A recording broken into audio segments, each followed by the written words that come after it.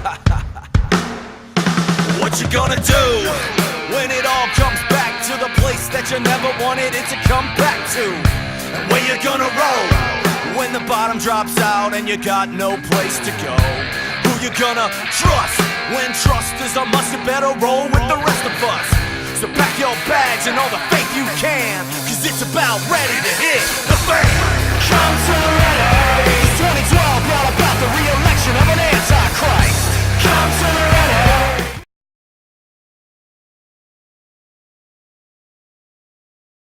Good evening, ladies and gentlemen.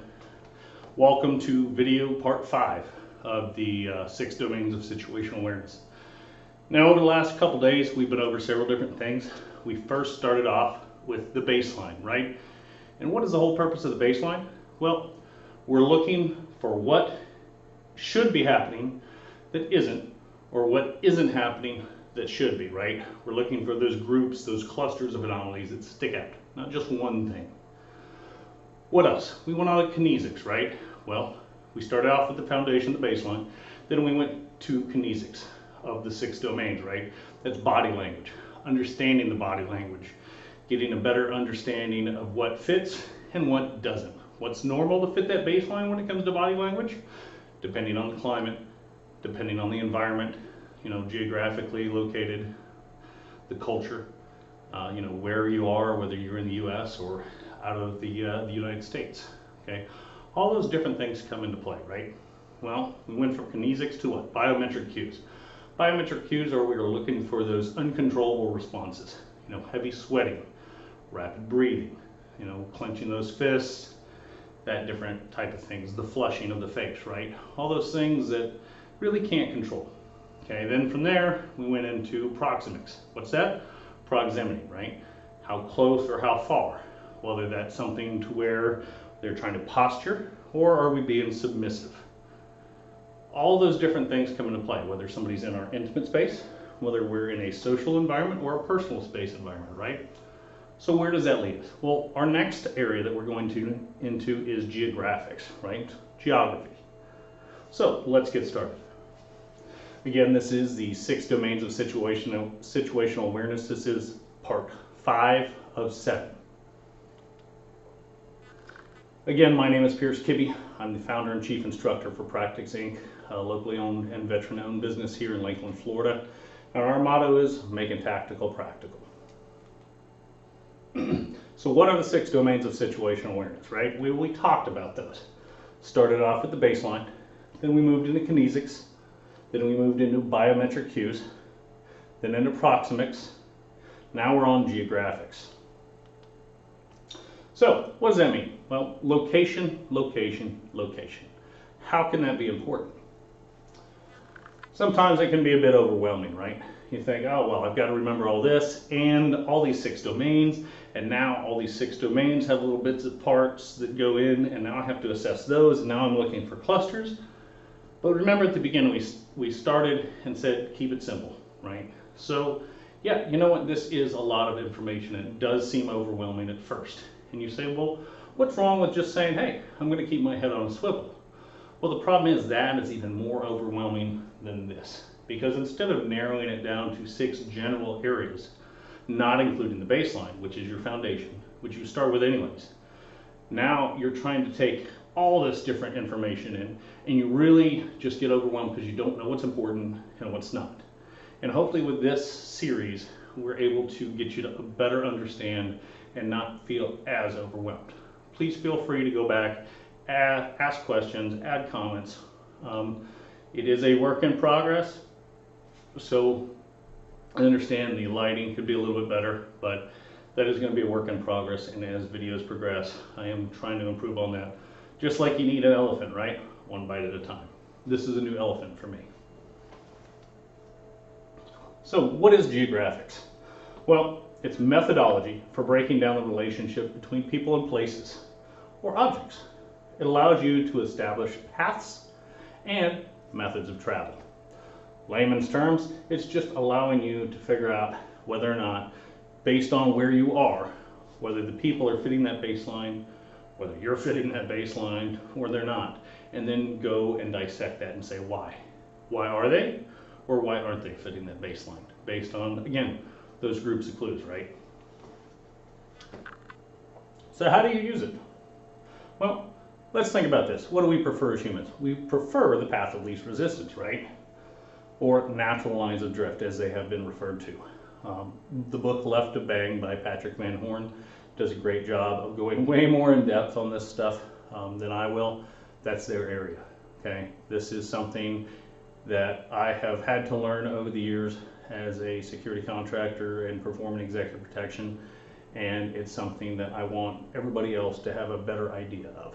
Not me just telling you as a student or you as a peer, hey, just keep your head on a swivel. Stay in yellow. I want you to have an understanding of what that yellow could entail. I want you to understand why you're keeping your head on a swivel, and as you're swiveling your head, what you're looking for. So, we prefer the simple and the safe, right?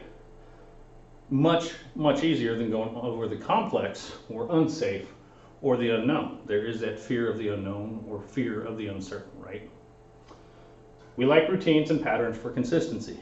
Now, in the executive protection or security world, we really don't like routines and patterns. We like to vary those up so we're not, what, predictable.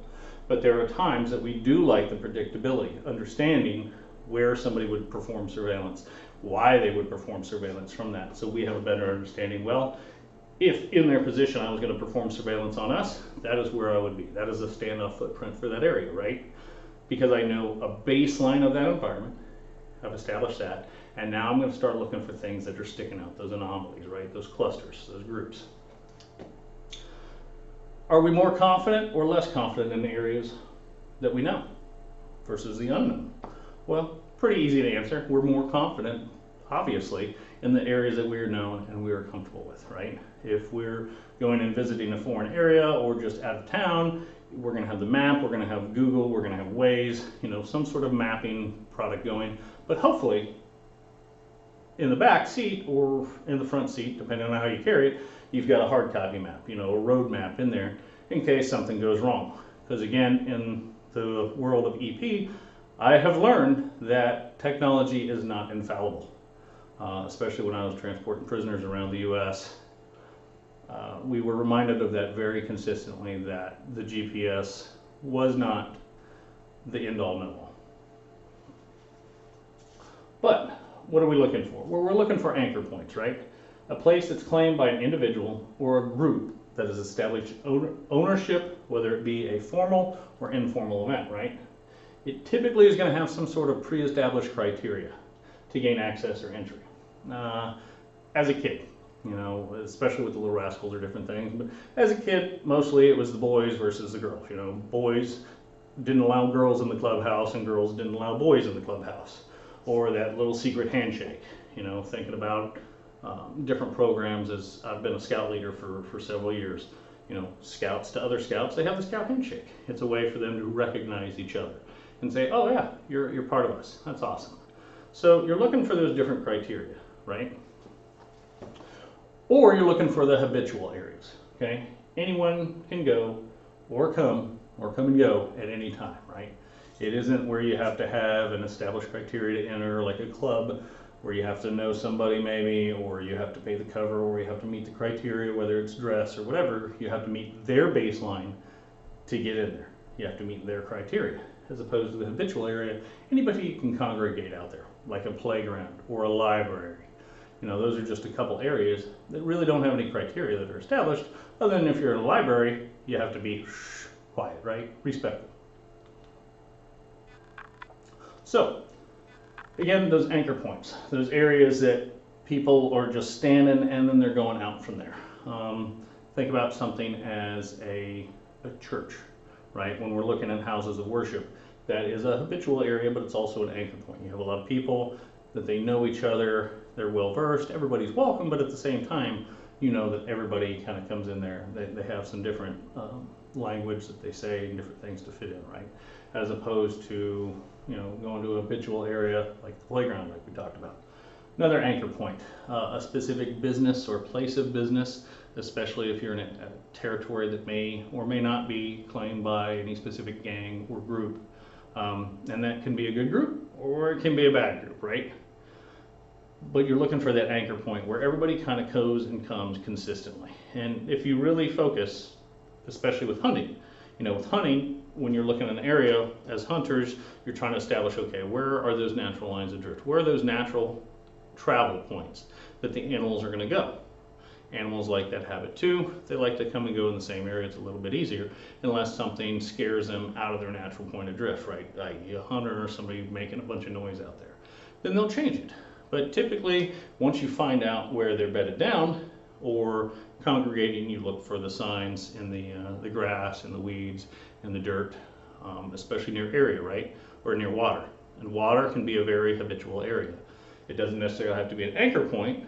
I'm not an animal, so there might be some pre-established criteria for animals to be around in there, but it does tend to be a habitual area, especially as civilians going to, or humans, we go to the lakes, to the ponds, to go fishing, to go jet skiing. All those different things tend to be a habitual area. So when you're assessing your geographics, the geography of that area, try to pay attention to any anchor points that really stick out to you and try to figure out why. What criteria do you see? Is it a particular handshake? Is it a particular style of clothing or dress? Iconography, like we'll get into. What is it that allows people to come and go freely or does not allow people to come and go freely? And then the habitual areas. Again, supermarkets, areas of water. Everybody needs water. So think about all those different areas.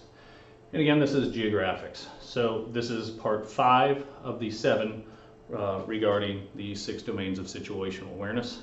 Tomorrow, we're going to go over iconography, okay?